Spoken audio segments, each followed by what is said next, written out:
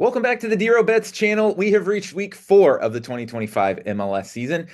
We're 3-0 with our best bets videos so far. Super excited about that. We'll recap it in a minute. As you can see, I am on the road this week up in beautiful Chicago. We will talk about them in a minute. So let's recap week 3 and get into my 5 best bets for week 4 of the 2025 MLS season. Let's get right into it. Okay, so another winning week. Week 3 was a 3-2 week. We finished up about 1 unit overall. I thought 4 of the reads were really, really good. Columbus, Houston under was sweat free. Austin, Colorado under, sweat free. We've been talking about Austin unders. St. Louis City +1. I mean, I hope you cash that in a big way in some capacity. I hit a lot of different bets I had on that one. Of course, the +1 was super easy.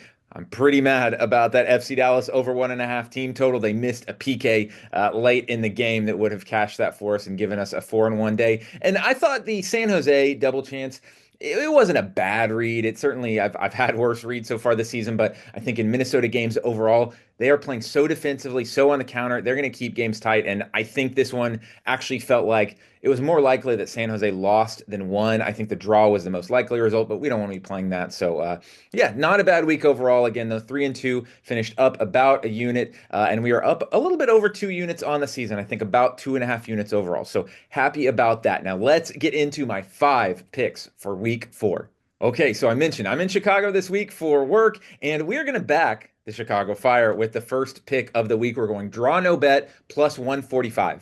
Now, the Fire are on the road this weekend at Toronto FC, who will be playing their home opener. And I watched most of their game against FC Dallas last week. And of course, we didn't hit that bet on FC Dallas. The Fire won 3-1, and I really like what I'm seeing out of this team right now. They've got so many options in attack. Brian Gutierrez, Hugo Kuipers, Jonathan Bamba. They're doing a lot right now. Glasgow on the right wing is playing really well. Also adding that extra element. And I just don't think Toronto is that good. I feel like this line is about 40 to 50 cents off. I think this should be a coin flip either way. I don't see why Toronto is valued in this game. Toronto is horrible at home going back to last season. They lost 8 of their last 10 home games last year. They have the worst expected goal difference in the Eastern Conference so far this season. The Fire's metrics aren't that great either, but they also had that crazy road game at Columbus. After that, they've been really good. So I think that at the draw no bet, if we do see a weird 0-0-1-1, we've got that protection. But you want to try to get some piece of Chicago in this game, whether it's a team total over, something like that. I'm going with draw no bet +145. For our next play on Saturday afternoon, we are going to be backing Austin FC +1 goal at -125, going to play at LAFC. Now, I don't love Austin FC from a game watching perspective as a fan. Their games are not entertaining to watch. I'm loving what I'm seeing out of Austin FC right now as a bettor because they are consistent. They are playing the same way every game. It's not one of these things which you see with so many MLS teams. Austin is doing what Nico Estevez is doing what he does as a coach. They have not allowed 2 goals in a match this season. If I'm backing Austin at +1 goal, we've said this the last 2 weeks.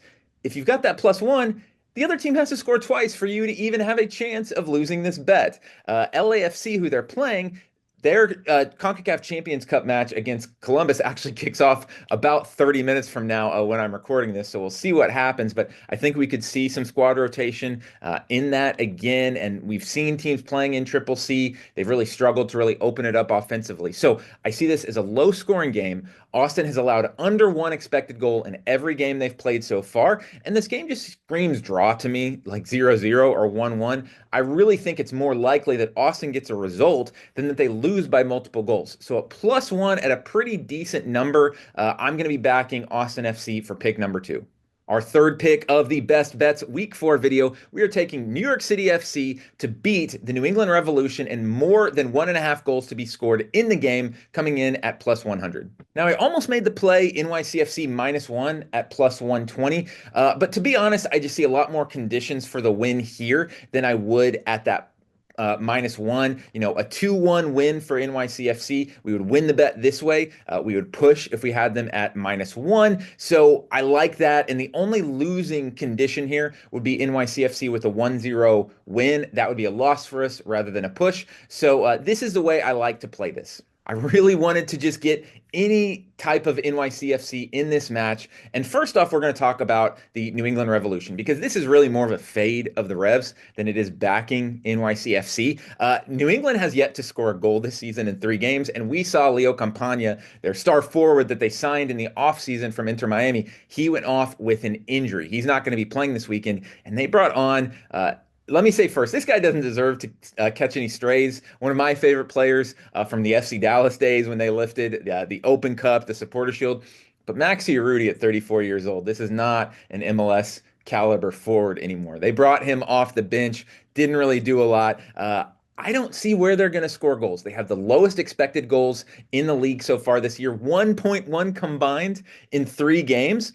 But it's at Yankee Stadium, and that is the one thing that gives me a little bit of pause on just really going all in on NYCFC. They could steal a goal here in that condensed field, lots of set pieces and things like that.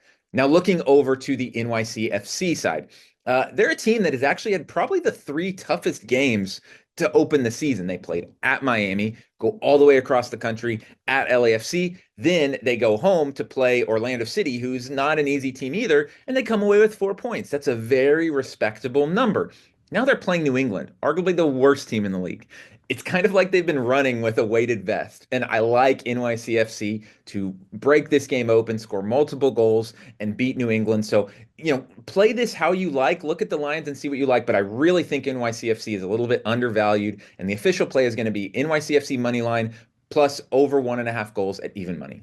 Now, I mentioned I like consistent teams that don't do this, that just kind of stay like this. Another team like that is going to be Minnesota United.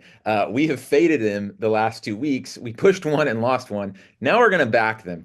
We are taking Sporting Kansas City team total under 1.5 versus Minnesota United coming in at minus 130. Now, I really like this number because this is an SKC team. They acquired Dejan Joveljic in the offseason. I think we're seeing now that he benefited from being surrounded by Ricky Puig, Paintsel, Gabriel Peck. He's not creating a lot of chances on his own, and the SKC offense has really struggled. They haven't scored multiple goals in any of their first 3 games. They only had 0.15 XG created or less in 2 matches. The only one that they went over that was against the San Jose team that likes to sit back and actually invites you to shoot and create low quality expected goals opportunities. And they were up a man for half of that match. So Minnesota United, on the other hand, they've only allowed 1 goal this season. That was at LAFC. And their counterattacking style, we saw this as Sporting Kansas City played San Jose a couple weeks ago. As I mentioned, they were up a man most of the match, and they only created 1 goal. So I really like them to not get 2 goals. And minus 130, I was expecting to see this at minus 180, minus 190. So I really think even though it's juiced, there's value here. 1 unit on the Sporting Kansas City team total under 1.5 against Minnesota United. Now, my 5th and final pick this week, I'm actually a little bit nervous about this one because it's just like a spooky number here. We've got Philadelphia minus 110 money line against Nashville SC on Sunday afternoon. So this number actually is moved in the favor of Philadelphia. It opened at like minus 130, which I still was planning to make this a best bet at that number. And then it goes to minus 110. I'm not convinced that Philadelphia is as good as they have been to open the season. Obviously, they have 9 points. They're scoring goals for fun right now. This is really a fade of Nashville.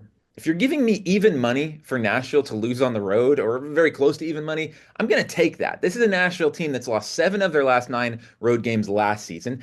They looked completely toothless at New York Red Bulls a couple of weeks ago.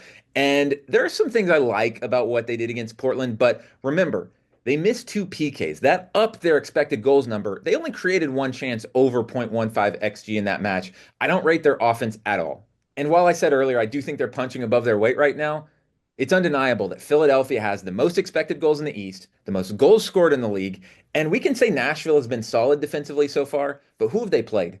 The New England Revolution, Portland Timbers, and New York Red Bulls. 3 teams that I wouldn't put, as the elite offenses of MLS. So I just don't think they can hang with the Philadelphia offense. Minus 110 money line for this, a very palatable number. Give me the Philadelphia Union. So those are my 5 best bets. I'm going to get this video edited while we watch some awesome CONCACAF Champions Cup. We'll see how those games go. If you like this video and if you've been cashing with me for the first 3 weeks of the season, please give send it to your friends, share the message. We're having a lot of fun here. I'm having a lot of fun bringing you these videos. I want to keep cashing. I love the card this week. So that'll be the week 4 best bets. Thanks for watching, and we'll catch you next time.